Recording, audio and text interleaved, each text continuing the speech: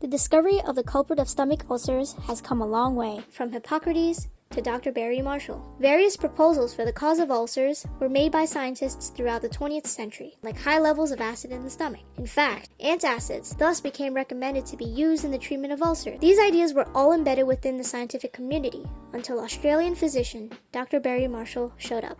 In the 1970s and 80s, Dr. Marshall knew that antibiotics could cure peptic ulcers because of previous work done by a Greek physician named John Lycoutis. He also knew that a gram-negative bacterium called Helicobacter pylori was associated with 100% of all cases of ulcers. Thus, Dr. Marshall hypothesized that H. pylori must be the causative agent of peptic ulcers. However, in order to prove this to the obstinate scientific community at the time, Dr. Marshall did the unthinkable. He put Koch's postulates to the test by drinking a foul-tasting cocktail of H. pylori. Eventually, Dr. Marshall began feeling all the symptoms of peptic ulcers. However, he cured himself of ulcers upon taking antibiotics against H. pylori, proving that the bacterium itself was indeed the cause of the disease in the most daring way. So how does H. pylori cause ulcers? H. pylori weakens the protective mucus coating of the stomach and duodenum, allowing stomach acid to irritate stomach lining and initiate the formation of ulcers. However, H. pylori first needs to survive the acidic environment of the stomach.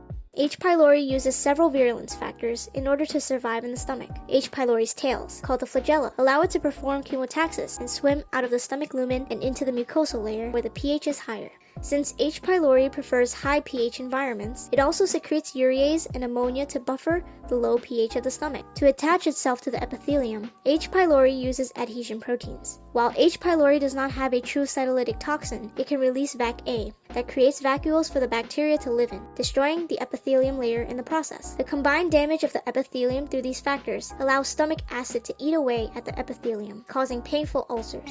Luckily, most immune systems will keep H. pylori in check, since even today, up to 50% of the world's population is infected with H. pylori, with only a 10 to 20% chance of developing into ulcers. Fortunately, we can thank Dr. Barry Marshall for his self-sacrifice to illuminate the direct cause of this disease that has eaten away at the medical and scientific community alike for many centuries.